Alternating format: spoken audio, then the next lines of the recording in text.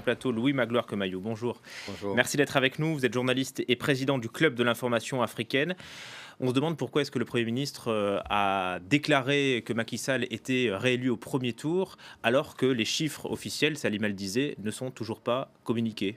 Peut-être que le directeur de campagne l'a emporté sur le Premier ministre et qu'il y a cette légèreté, cet enthousiasme qui ont poussé le Premier ministre sénégalais à tenir les propos qui sont les siens, à déclarer que Macky Sall va probablement l'emporter dès le premier tour. Mais une chose est certaine, c'est que jusqu'à présent, le Sénégal était considéré comme une vitrine de la démocratie dans les pays d'Afrique francophone subsaharienne.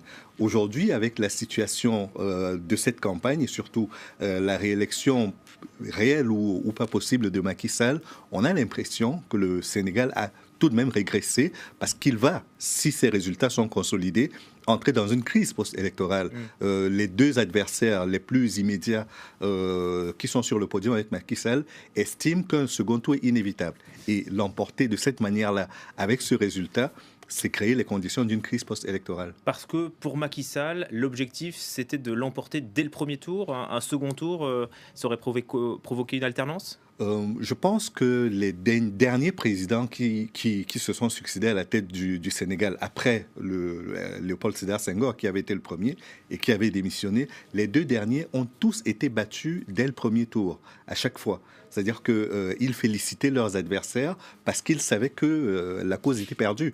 Qu'il s'agisse d'Abdoulaye Wade, qu'il s'agisse d'Abdou Diouf, avant lui, ils ont reconnu leur défaite très rapidement et c'est ça qui faisait le charme de la démocratie sénégalaise. Là, on est entré dans une phase nouvelle où non seulement le vote est devenu très ethnique, parce que la plupart des candidats ont gagné surtout dans leurs fiefs, et leurs fiefs, ce sont des fiefs clanique, mais également dans une phase où la justice est utilisée pour éliminer des candidats. On l'a vu avec le fils d'Abdoulaye Wade, Karim, qui n'a pas pu se présenter, avec Khalifa Sall, qui n'a pas pu se présenter. Tous les deux condamnés par la justice. Condamnés par la justice, donc c'est l'instrumentalisation de la justice. Et puis, il y a également cette situation où l'on se retrouve avec un mélange des genres qui n'est pas du tout simple pour la démocratie. Un Premier ministre, quoique directeur de campagne, qui proclame que son candidat l'a emporté dès le premier tour. Mais qui jette un trouble et qui crée de la confusion.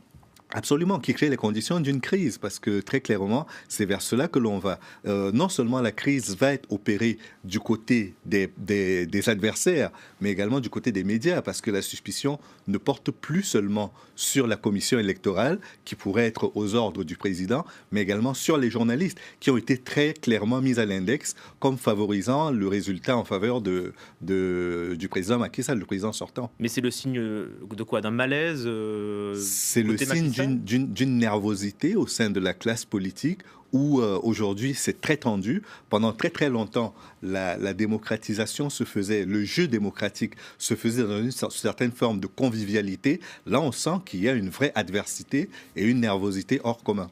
Alors, il y a deux candidats de l'opposition qui disent qu'un second tour est inévitable, Ousmane Sonko et Idrissa Seck. En cas de second tour, ces deux hommes, ces deux candidats pourraient s'allier ? Ils ont clairement montré qu'ils sont prêts à opérer une alliance, puisque la conférence conjointe qu'ils ont tenue 1 heure avant la déclaration du Premier ministre, ils l'ont faite ensemble. Et que les autres candidats, même s'ils comptent, les trois autres candidats, ils sont trop petits pour pouvoir peser dans la balance. Et ce sont les voix de ces deux candidats, en cas de second tour, qui feront la différence et qui feront peut-être qu'ils gagneront cette élection pour laquelle ils ont concouru. On est donc le lendemain de l'élection présidentielle. Pourtant, la campagne a plutôt été transparente, pacifique ? Non, pas si pacifique que cela. Il y a eu des morts tout de même, que ce soit dans le camp de Macky Sall ou dans le camp de l'opposition. Il y a eu des morts, il y a eu des appels à se ressaisir.